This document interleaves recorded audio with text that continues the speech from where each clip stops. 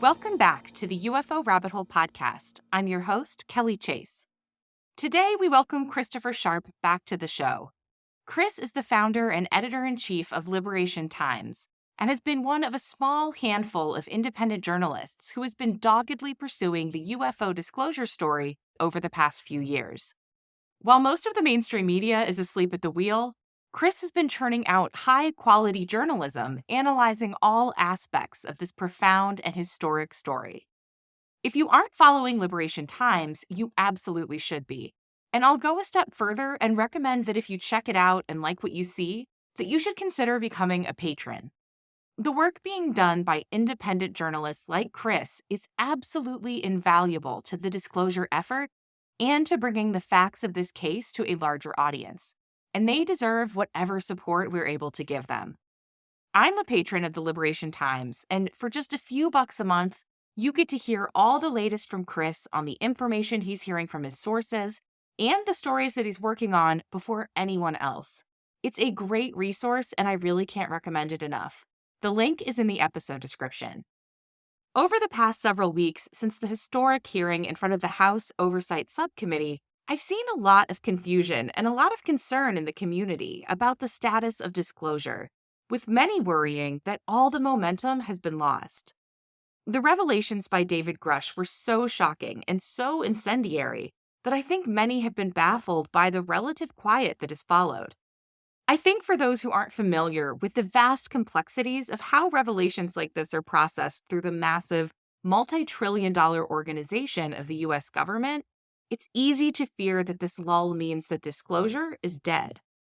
That's why this felt like the perfect time to bring Chris back on the show to help to frame all the latest regarding disclosure, what's going on behind the scenes, and what still might be on the horizon.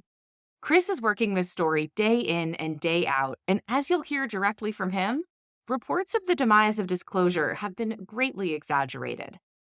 And before we dive into the interview, I just wanted to mention that throughout this interview with Chris, my mind kept going back to episodes 6 and 7, which focus on Tom DeLonge and the birth of the To the Stars Academy.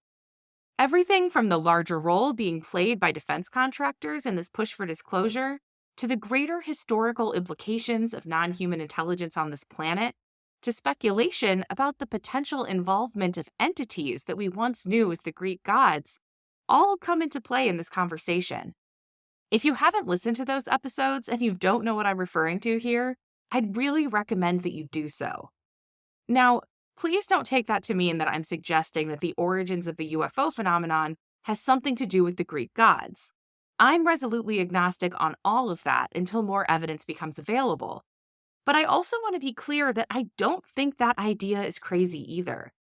And whether true or not, the fact that this idea pops up so often among those connected to defense contractors, the intelligence community, and others deeply embedded in the origins of the disclosure movement, not to mention the fact that the early space program is full of missions named after these same entities, is a correlation that is worth recognizing, to say the least.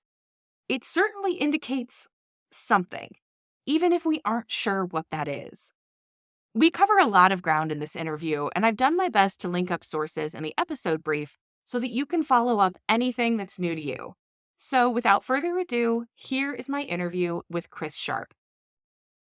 Chris, welcome back to the show. It's always so wonderful to have you. How have you been? Kelly, it is such a pleasure to appear on your show. Thank you for having me on your show. Yeah, I've been fantastic. Thank you. I've had a very, very good summer and hope you have as well. But I think things are going to get very, very interesting in the coming months when it comes to the UAP topic. Absolutely. Well, let's just dive right into it because you are the guy. You've been, working on this story nonstop. I'm sure the last few months have been absolutely wild for you. So let's start with where we're at with disclosure right now. I know some people are feeling really discouraged and like we're losing ground. And so I kind of wanted to hear from you and get your assessment of the situations. Do you feel like it's in jeopardy? Okay, let me explain it like this. So you are an aerospace corporation. It is in your best interests to get confirmation these programs exist because you have let's say, an aging pool of talent working on these things. all the best young talent is going to Elon Musk and other organizations. And added on top of that, to work on these programs, let's say that you were 60 years old, you smoked marijuana, and now you're like 30 years old, you're on top of your game, you're the best engineer in the world or best scientist in the world. Well, guess what? You're not getting on one of these programs to do with UAP because that's how restricted these things are. So because of the restrictions involved in these programs, they can't get the best talent basically to look at them, and there's not enough people working on them. They could potentially be losing ground to other nations such as China and Russia, who may have their own programs as well. So this is a really, really big problem for the contractors, and I believe that it's in their best interest to actually get acknowledgement that these exist. It's like, you admit they exist, give them that, give it to the public, give it to the government, give them oversight. However, in exchange, you get to open these programs up to more talent, basically. See, that's how I kind of like see it working. So what happened is in the spring there was some Intelligence Authorization Act language. It came from the Senate Intelligence Committee, basically providing amnesty for aerospace corporations to get this information out. So if you're Lockheed Martin, you've been potentially running legal programs in terms of UOP. Well, now you've got the golden ticket, you've got amnesty. You're happy about that. However, then comes even more drastic language from the leader of the Senate, Schumer, and he's worked on this language, by the way, with the White House and other offices and agencies. So this is a really big deal. You're talking about a UAP disclosure panel with 9 people elected from the president. That panel as well can create committees whereby if they wanted to, let's say, get kind of religious bodies involved, they could, in terms of providing advice within some of these advisory committees. However, the kicker is for them, in terms of the contractors, is that the federal government would get to take eminent domain of the materials, the UAP materials, in terms of the craft and the biologics. So suddenly you're going from getting amnesty, it gives you an out in terms of getting these UAP programs out and confirming them. And then all of a sudden, well, actually, we're going to take possession of them in terms of the US government. So I think that may have caused some problems, but look, I see it in terms of like it's a negotiation. People are setting out their stalls, and they're going to find something that can work for the White House. They're going to find something that works for the Congress, and they're going to try and work something that works for the contractors as well, hopefully. But my hope is that we can get these people in a room together in terms of the representatives from the contractors, representatives from the National Security Council, and representatives from Congress as well, like Gang of Eight members, basically talk about how we get this out, talk about this like adults. Because look, the one thing I don't think they factored in is that we might just have a year to get this out realistically in a controlled fashion. Because if Trump is re-elected as president, which could potentially happen next year, we just don't know. Whether you agree with Trump or not, we can all agree that he's not your average politician and he's not predictable. However, we do know that John Radcliffe, the former DNI, has basically stated they were trying to get the UAP information out before Trump left office last time. So you could have controlled disclosure to a certain extent where you get acknowledgement next year, or you could basically not come to any agreement and then you have a Trump presidency and you could have all mayhem happening basically if you want to get this out. So the stakes are really, really high here. And it is my hope personally that we can just get all the key people talking to each other and get something really hashed out. And let me just point out as well that the contractors, they have a lot of influence. In terms of the government, you're talking about a revolving door whereby, let's take a Lloyd Austin, for example, Secretary of Defense. He was a former Raytheon, for example. And let's look at Moultrie as well, Ronald Moultrie, former Patel. He was on Patel's board of advisors. So we're talking about their interest being represented in government in terms of the contractors and institutions. And also we're talking about having an immense amount of money as well. Like Lockheed, they have their own political liaison officers who will, attempt to influence politics. And they also give donations to a lot of these politicians as well. So if they say no to something, if they want their interests stated firmly within the Congress and within the cabinet as well, they can definitely play their hand. Oh, that's great insight. With all of those powers, because obviously these defense contractors have a lot of lobbying power and a lot of political capital to throw around. Do you think that we should have any concerns about whether or not the Schumer legislation is actually passed with the NDAA? Are there any forces that are working against that? Or do you think at this point we have reason to be optimistic? So what's happened within the past week is Jeremy Corbell, among some other really great advocates like Ronak, Lester.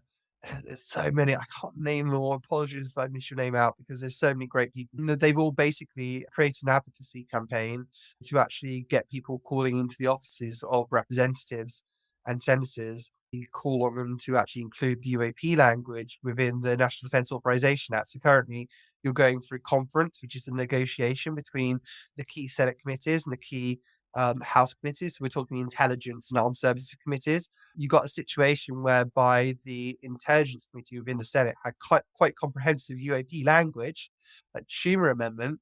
However, its counterpart in the House, led by the Wright Patterson Air Force Base representative Mike Turner, has zilch UAP language, and he's downplayed it in public on television. So you're talking about something here where you've got different interests at play. And it's been said to me that Mike Turner is looking to remove it, but I think it's more complex than that. I think there is an issue, perhaps with the eminent domain language. Perhaps there's some other languages there as well that might be quite controversial that contractors don't agree with.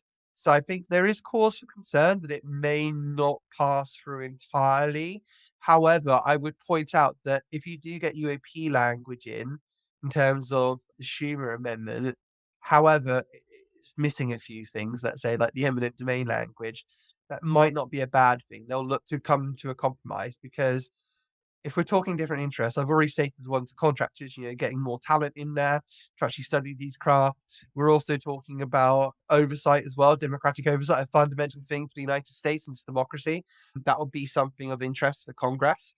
And then also in terms of the White House and the executive and stuff, is that you can get these programs out. So basically you can cement yourselves as the biggest superpower in the world, like basically having a huge program whereby you study these crafts and biologics and you come up with like new industries, new technologies, everything basically. It will cement you as the global superpower for the next 1,000 years or something like that. So there's a lot at play here. And obviously with the public, the public's just interested in transparency here. So there's a lot of interest at play in terms of this. So I really, really hope there can be an agreement that suits everyone's interests here. Let's see if that happens. But I think the macro picture is that if President Trump, if they don't get something out and there's a President Trump who comes to power, I think that could be more of a risk because then all of a sudden you may have an uncontrolled disclosure to a certain extent. So I think that's really, really important to take into account. But yeah, my assessment at the moment, just based on the intuition, is that you may have UAP language included within the National Defense Authorization Act. However, it may not be as complete as it was in terms of the Schumer Amendment. However, I would suggest that people should be too downhearted if that is the case, because this is a negotiation and each side will negotiate what's in their best interest. And I think it is in everyone's best interest that we do have confirmation that these programs do exist to the public because um, there's a lot of stuff going on. And frankly, if it's not disclosed or confirmed that programs do exist, you could have a real crisis in terms of public trust in the government. And yeah, I do fear for that scenario. Absolutely. Speaking of transparency, I know we had this historic hearing in the House over the summer. I think it's been a little confusing for people what has happened since then in terms of, are we going to get more hearings? Was David Grush able to talk more to the members of the House who he wanted to share information with? Can you kind of just walk us through what's happened since the hearing and where we stand in terms of the House of Representatives right now? Yeah, so you had a hearing within the oversight committee, within a subcommittee within that committee. As I predicted, it was dramatic. It was like a thing for the media to cover. It galvanized public interest and stuff like that. I think it did its job in terms of doing that. In terms of new hearings, so from my understanding, it's been reported that the leader of the House, Kevin McCarthy, has granted there to be more hearings, at least one new hearing, let's say, in terms of the House that could take place in terms of UAP.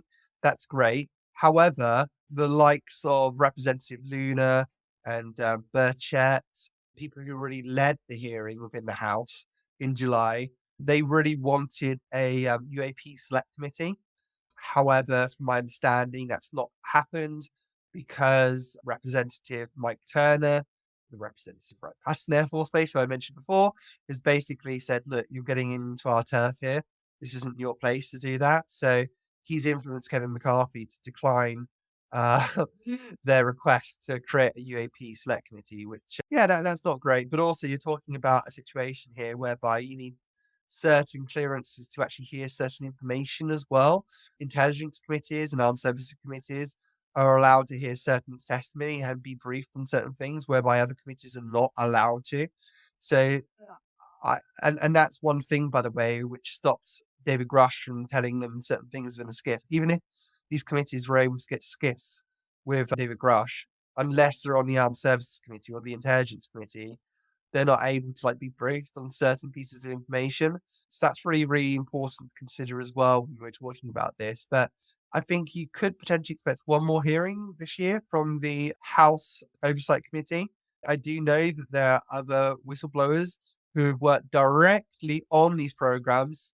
So you're not talking David Grush, who knows the people on these programs. You're talking about the people that he spoke to, basically, who have made official complaints to the intelligence community Inspector General now. So these people come forward and they may come forward in public as well. So potentially you could have one of those in the hearing. I don't know. But there's this whole dynamic as well with the Senate Intelligence Committee, because I think it's felt by some people that if it comes from the Senate Intelligence Committee, it has more meaning because that committee has more powers to actually uncover this and to hold a church committee style hearing whereby they'll be able to uncover abuses and find out what's really going on with the UAP situation. Certain questions do need to be asked as well. I can imagine they would start off from being something like, okay, we're going to call someone from the National Reconnaissance Office in. Okay, you've got this huge budget. What exactly do you do? We know about the satellite stuff, but what do you do? Because, I have a good knowledge that the National Reconnaissance Office does look at UAP and it does study the data and stuff along with the National Geospatial Intelligence Agency.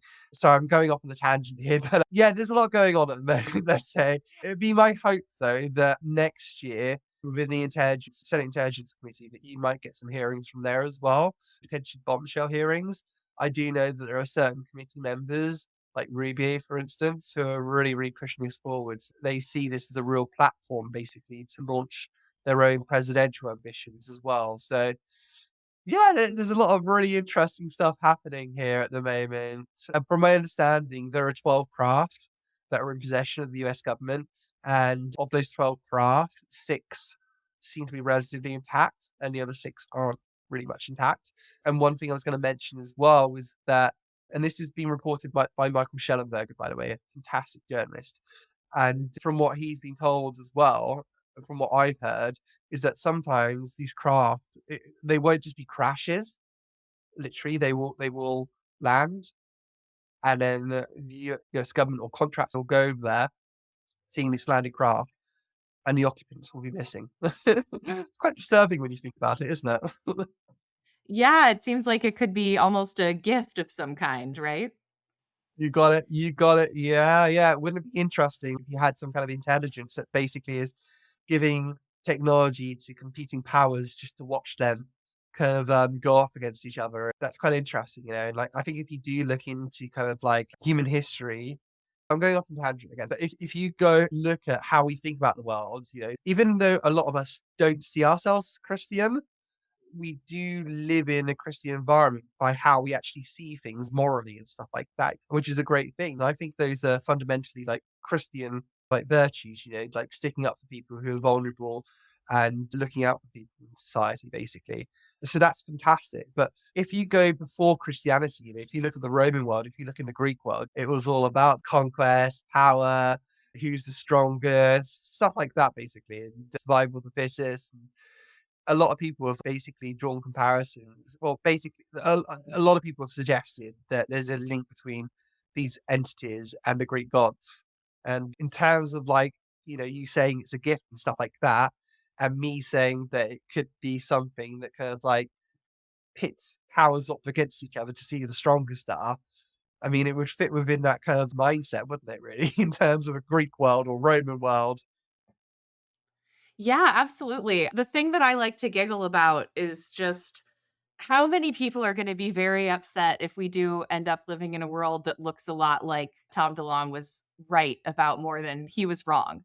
Because, he was saying a lot of that stuff back in 2016 and even before 2017, and I think a lot of people have just thought that he's a little crazy, and the more we learn, the more these things do seem to align with what Tom DeLonge has been saying since the beginning, which I think a lot of people are gonna have trouble swallowing that one.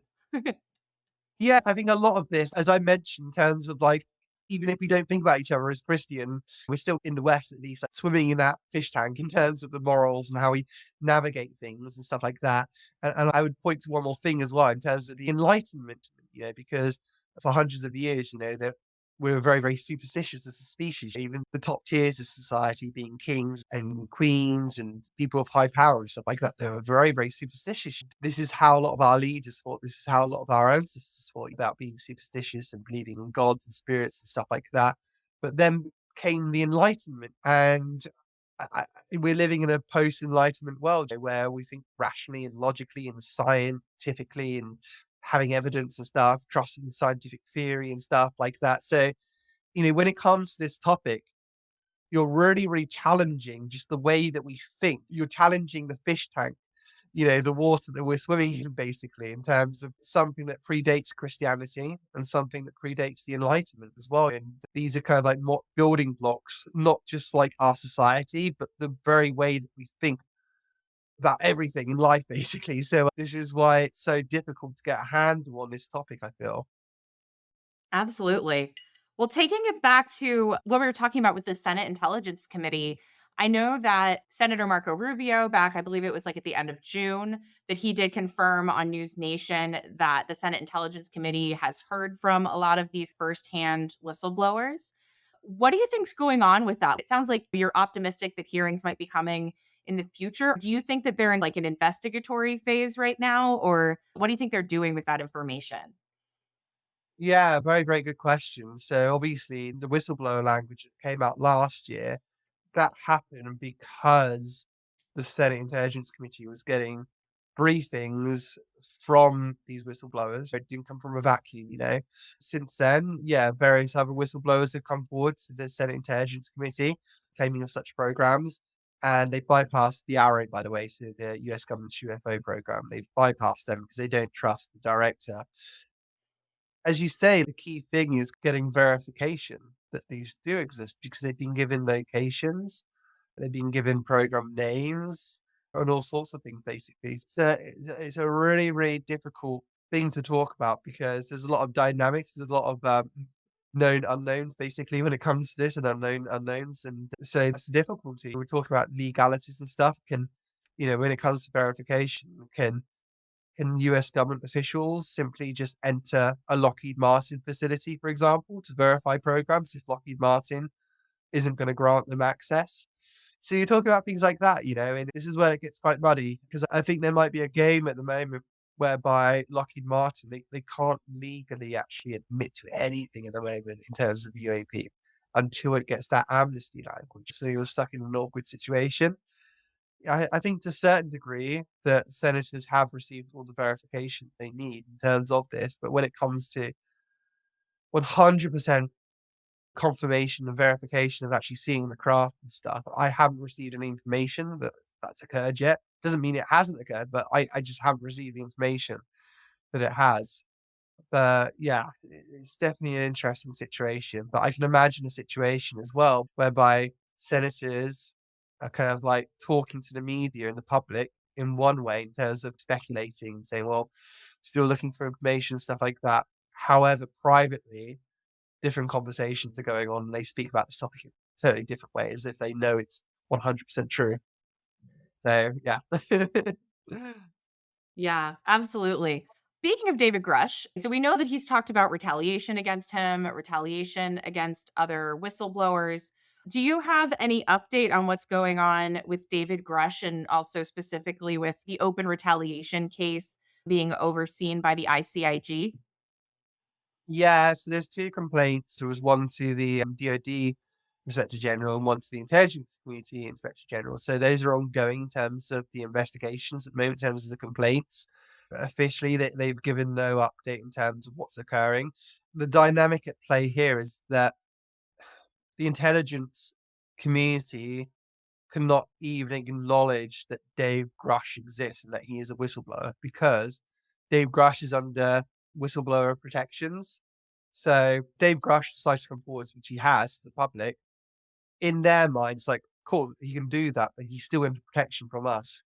So if he signed up to these protections, we're still not going to acknowledge him because that's part of the deal that we made. So I think they're still being investigated in terms of these threats and whatnot. I've heard nothing about that, but I will say that there's a lot of people who are getting threats, and they feel that they're being watched and stuff, and it feels quite real now. You talk to some people about it and behind the scenes, and you do see them quite worried because it does seem that they're under some kind of threat, and it's quite distressing for them and their families and stuff.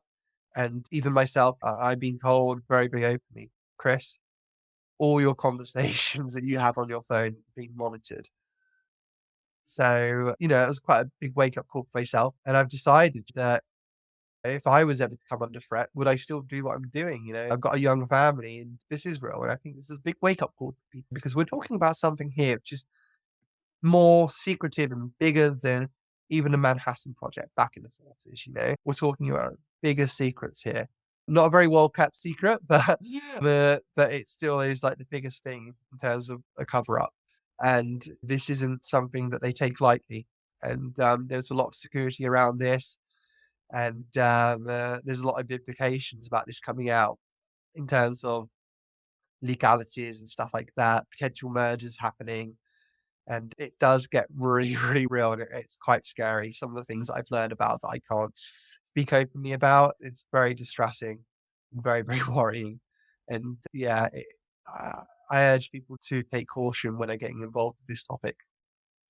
Yeah, absolutely. I think you're very brave for doing what you're doing. I know that there's a lot of people who are dealing with that right now in our space, which is scary. It's scary stuff. And I think the scale of this is maybe hard for people to fully absorb sometimes. Cause like we were talking about just a few minutes ago, we're talking about things that potentially go back to our early history. We're talking about the Enlightenment. We're not just talking about the last, 80 to 100 years of our history that needs to be rewritten. We're talking about not even just the biggest secret that the American government has, but maybe the biggest secret that the human race has.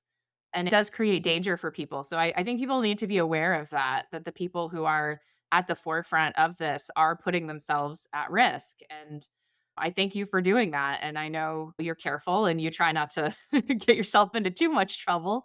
But yeah, I think people need to understand that it is a risk for people.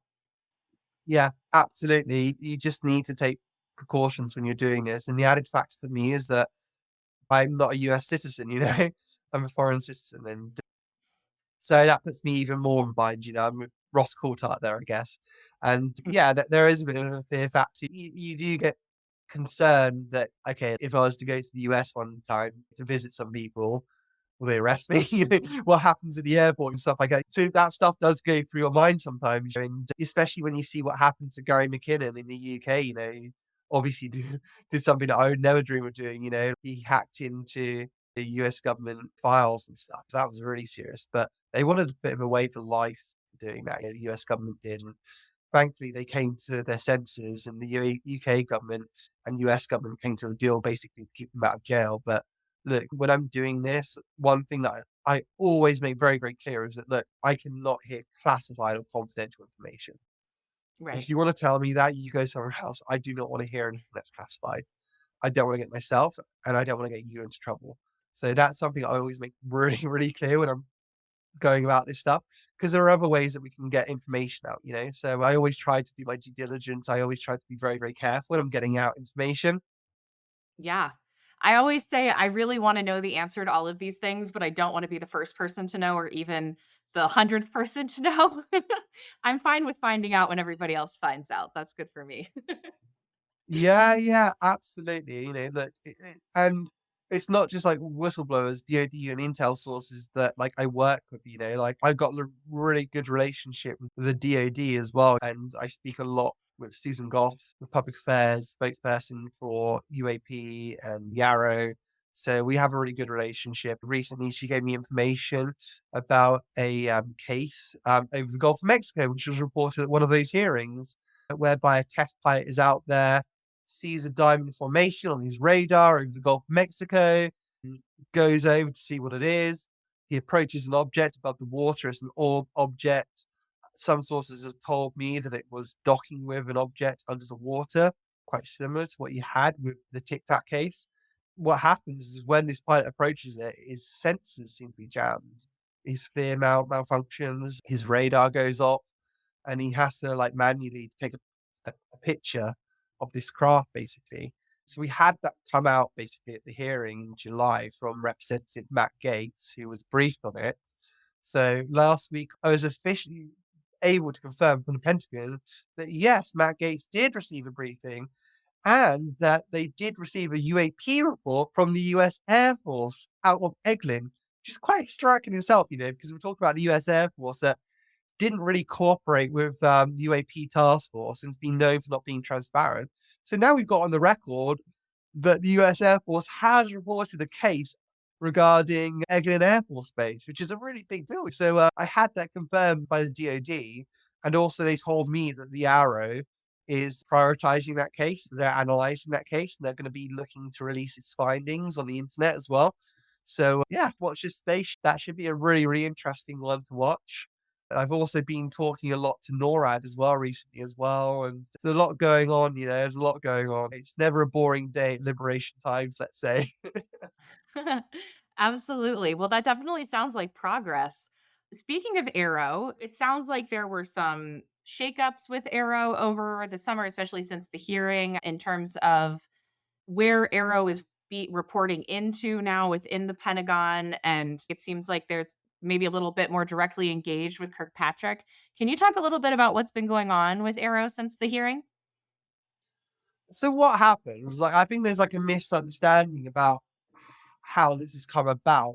So what happened within the National Defense Authorization Act, which was passed last year by Joe Biden, within the language, they basically, so this came from the Senate and House, the language stated that it was to function underneath the Deputy of Defense, Kathleen Hicks. So she was going to have oversight of it, along with Stacey Dixon from the ODNI, the Office of the National Intelligence. So that was legislated basically because it had been under the Office of the Undersecretary of Defense for Intelligence and Security before, Ronald Moultrie, who was at one of the previous hearings. And look, his office had been known as an entity going after whistleblowers. That was the same office that went after Lou. So it's been known for persecuting whistleblowers. So, in a recent article, I basically said, look, you gave oversight function for the AARO of the worst possible place, Ronald Moultrie's office. And that was a major, major mistake. And that was actually kind of like set up by Kathleen Hicks, basically. So now what's happened, because of the lack of progress that's happened with the AARO under Moultrie, is that the Senate has basically said, well, this isn't good enough. This needs to go up in the chain. This needs to be overseen by the Deputy Secretary of Defense, Kathleen Hicks, instead. So basically, it was legislated that she had to get involved. This is your problem now, Kathleen Hicks. That's what the Senate and the House have said. But out came this press release a few months ago saying Kathleen Hicks is now overseeing this. She's going to do this. She's going to make sure that it's on website. She is on the case. It's kind of like it forgot the basic fact that she was told to do this by the Senate and the House. And if you go back enough, you can see that it was her who actually founded AIMSG, which is the old name for the AARO. And she was the one who placed it within Moultrie's office, which was a major mistake to begin with.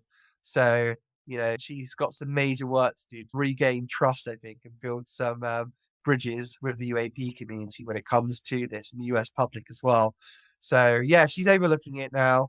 She's got oversight of it. And there's also supposed to be Stacey Dixon as well from the ODNI overseeing it. But I've not got confirmation yet that she has taken that role up, but I'm looking to do so. It's very, very difficult communicating with the ODNI, unfortunately. As much flack as Susan Goff and the DoD do get in terms of communications, they are so much better than most other places, you know. If you try to talk to the Department of Energy, if you try to talk to Patel, you will not get an email back. You won't get a response. ODNI, you don't get very much information at all. So the DoD is so much better in terms of getting back to you and giving information than most other places. Well, that's great to hear. What seems kind of interesting as we move forward with all of this is that we've gotten so few answers about, and really no answers about that sort of weird, mysterious balloon flap that we had earlier this year back in February. Have you been hearing anything new on that, or is that just something that they've just sort of put to bed and nothing to see here, folks? Very, very good question. Very, very good question. So, I mean, it's been told to me by various sources that the object shot down over Alaska, that was not prosaic. Something weird happened with that object. It may have jammed some sensor systems of the aircraft, and it was spherical. And one of my contributors at Liberation Times, an aerospace expert, has basically delved into this and, basically suggested that it was not something prosaic. So when we're talking about that, we recently had a memo that was released by a great journalist called Daniel Otis from the Canadian government on those instances. And it referred to that UFO as like UAP number 23 or something like that. And it was basically suggested that that was a sequencing thing, whereby it was like the 23rd so that year to be seen over North American airspace. However, I managed to get it confirmed by NORAD that that wasn't the case at all. It was just a reference number. So by everyone just knew, okay, we're talking about object number 23. Everyone knows what we're talking about. Just something like that, basically. But it wasn't sequenced in terms of like, this is the 23rd UAP, because when it comes to NORAD, they don't even have that in their vocabulary in terms of UAP. They have unknown tracks, basically, and uncorrelated tracks and things like that. That's how they things that they don't know. So that was really interesting. And in that memo, it talked about exploitation of an object. So I recently actually spoke to the Canadian Defence Forces about that language in terms of exploitation efforts, in terms of one of the objects. And I sent an email, and they sent me an email straight back basically saying, oh, that was about the Chinese surveillance balloon. But then I told them that the date didn't match up, because I think it was a date that matched up with the object shot down over Alaska, not the date of which they shot down the surveillance balloon. So I basically said, this isn't the Chinese surveillance balloon this memo was talking about in terms of exploitation. This is another object because it's a different date. And then they came back and they basically gave me like some answer that just didn't make sense at all. And they can't, literally, they can't explain why they had that exploitation language in. I would suggest that it was just a mistake, because from talking to my sources, the Canadian government really didn't grasp what was going on in terms of NORAD and how it classifies these objects and stuff like that. So it was a really big learning curve for them. So I would suggest that basically it was a mistake in the memo in terms of that, because officially they're denying that they've actually exploited or even found anything in terms of those objects that were shot down. And that's in terms of the US government and Canadian government. And really, they can't lie. If they lie about something, that puts them in a lot of legal trouble.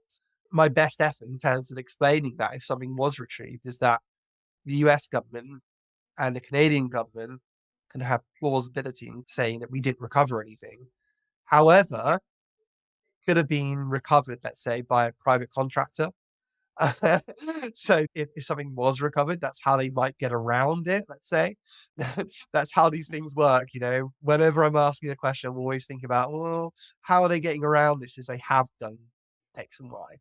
So that's the difficulty, you know. Like recently, I'd also point out in terms of that as well, that it was recently confirmed to me that the All Domain Anomaly Resolution Office have taken possession of material of unknown origin. That was told to me by sources. And I asked the DoD, can you confirm or deny that? They can't. So I think that's very, very interesting that the DoD cannot deny that the Arrow has material of unknown origin. Because before everyone was like focused on like, well, the Arrow hasn't had any material that has been of non-human origin or extraterrestrial origin, so they can confirm that. However, they can't confirm they've got nothing of unknown origin, which is very, very interesting. That is interesting.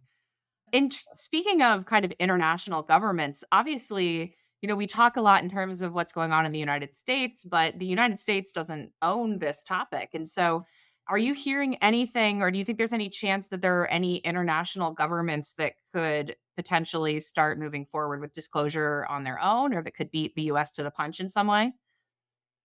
This is where the topic gets really, really complex. So previously we've spoken about potential other UAP programs in China and Russia.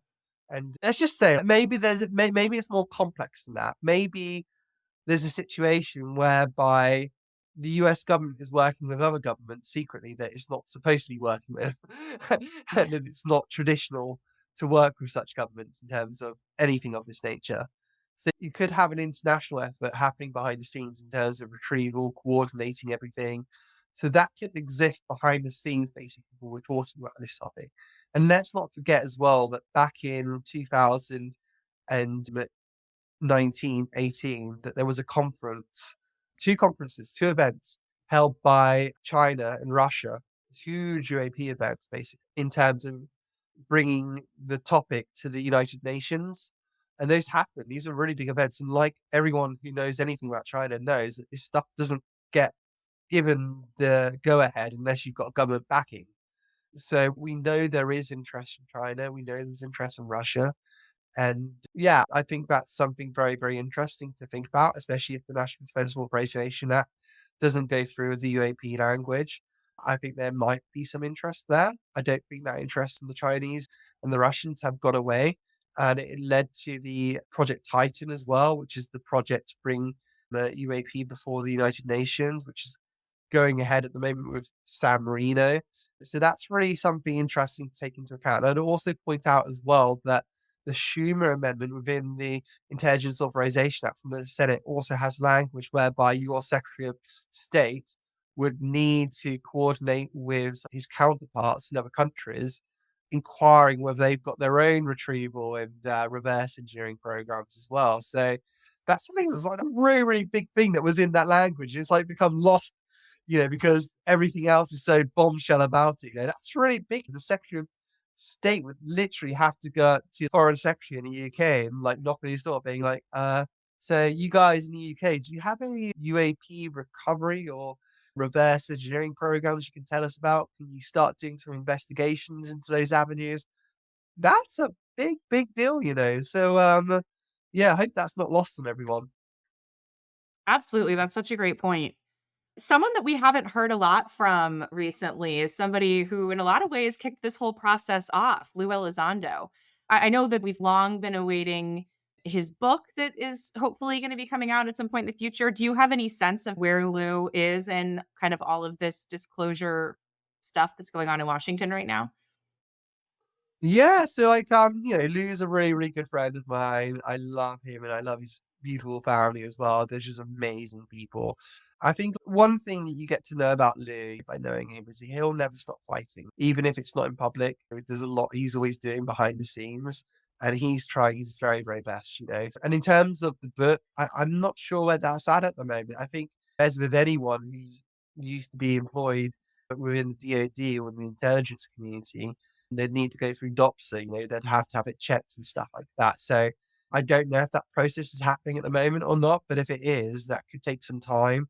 And I think they'd have to think strategically about that as well, about how they go about that in terms of saying, you can talk about this, but you can't talk about that. That was gonna be my next question, is just because I was wondering if his book would have to go through that process. For listeners who might not be familiar with DOPSR, that clearing method through the Department of Defense that David Grush's statements had to go through, and that he's being very careful not to say anything outside of what was, his DOPSR, or even a book like Skinwalkers at the Pentagon, I believe, had to go through that process as well. So it seems like Lou Elizondo's book is most likely going through that process, it seems, right? And that could take Yeah. some time. Yeah, absolutely. So, like, if I'm claiming within my book, that the US has a reverse engineering program, it's all illegal. They've got non-human biologics and stuff like that. I'm making these really, really big claims. And let's say that in the doctor process, someone within that program comes forward and says, you can't say that. And this is the reason why, because we're running these illegal programs. Well, guess what's happened? You've got yourself in major trouble there. You've admitted that you're doing something illegal. So it's like a catch-22 in there, that some people within the community can't seem to get their heads around. I think it's because a lot of those people don't really have real world experience. And yeah, I think that's really, really important when you're going into the doctor process. And it's important as well to see what they can't talk about as well, what sort of bounds and stuff. It certainly should be very, very interesting, let's say. And look, there's lots of things within the US government, that we can talk about. Like, I talked about before about the NRO, and what they do. What do they do? What do the National Reconnaissance Office do, And this also goes into space intelligence as well. Remember space intelligence officers. Like that might be a big deal in the future. Space intelligence, space intelligence. It's, Yes. yeah, like I think there is like a really big effort behind. My intuition tells me, not my sources, by the way. My intuition tells me that there is a really big effort in terms of UAP from the US government behind the scenes. Like, your government isn't stupid. My government isn't stupid. If there's stuff flying around that's more advanced than what we've got, they're not just going to ignore it. There is stuff happening behind the scenes, I believe, and I feel like, hopefully it will come out, and there might be some scary aspects about it. I've got the free body problem I've been reading Mhm. lately. So let's say, like, if that scenario was playing out in real life, that there was like something coming, which I think John Ramirez has alluded to. I think he said 2027 or something like that. Something's coming, and that's why they need to get this information out. That's a little bit scary, isn't it? So, I mean, there's both opportunity when it comes to this in terms of technology and stuff like that we've learned, but also there might be some really, really unnerving aspects to this as well. I think you talk about cataclysms and stuff like that that may have happened in the past. So it could be that whenever humanity rises to a certain aspect, it's put back in its cage like the gorilla that's just found the keys again. And it's been said before as well. The secrecy isn't there for us not to find out.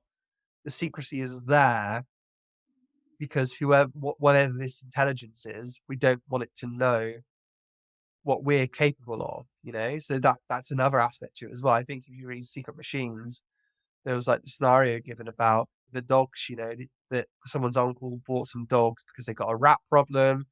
The dogs did their job, got rid of the rats, and then the farmer comes back, killed all the dogs because they've done what they're supposed to do, basically. So I think that the scenarios put up was that when the farmer, let's say, comes back to kill the dogs, wanting to find like a Rottweiler or something like that, something that could fight back. So I don't know, like all these things, all these things. Like I know that my stories, that I report, I have to report them matter of factly and stuff like that, and I do that so my audience can trust what I say is legitimate and stuff like that. But all these things always go through my head when I'm reporting, like trying to make sense of everything and trying to kind of like connect things and stuff. So yeah, and it really helps my reporting as well, and it helps in terms of intuition and everything. So yeah.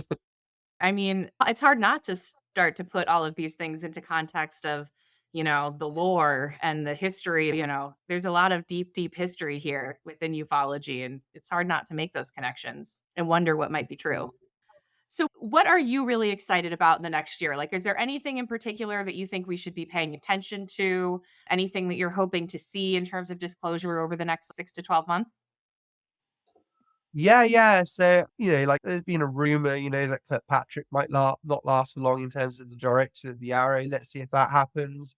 If it does happen, are we going to get an advocate coming forward to lead that effort?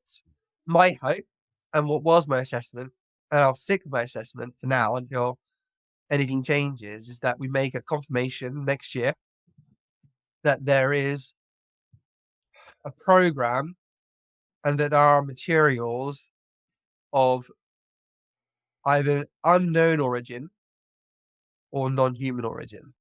I think we might get confirmation perhaps next year of that. I don't know how far they go. Like, if it's conservative, they might just start with unknown origin and then later just come around and say, yeah, it's non-human origin. Or if they want to be more bold, they'll just basically go out and say that we've got this stuff and it's of non-human origin, basically. It's advanced. So I don't know. I think we could potentially get confirmation next year. We'll have to see what happens. But I think that you can watch out in terms of defense contractors having a greater role when it comes to the public conversation, perhaps. I'd also watch the Soul Foundation as well, which is Gary Nolan's new initiative. I know he's got some other great guys behind that as well. So I think that's really, really important because that's really going to try to bring academics into the equation as well. And it's going to look to really involve government as well in terms of this and coming up with a plan of what we should be doing and how we should be discussing this in public. So I think that's really important as well. I think when it comes to UAP, a lot of us, it's difficult enough to come to terms with the intelligence itself, whatever it may be. But when you're having this conversation for real within the halls of power and stuff like that, there's lots of legal complexities that you have to take into account, legis- legislative implications as well. So there's a lot you have to go through, the minutiae, the boring stuff, which is also very, very crucial. And some of the practicalities about actually communicating this, there's one thing communicating it to the UFO community, but how do you communicate it to the academic community and industry and stuff like that and science? So there's a lot to untangle there. So I think that organizations like the Soul Foundation play a really, really interesting role when it comes to this. Absolutely. I'm so excited to see what they do. Well, Chris, this has been an absolute delight. Thank you so much for coming on the show and getting us all caught up on everything going on in Washington. I'm sure I'd love to have you back, in a few months, and hopefully we'll have even more exciting stuff to talk about. But thank you so much. Let's do it. Thank you so much, Kelly. It's been a pleasure. Thank you.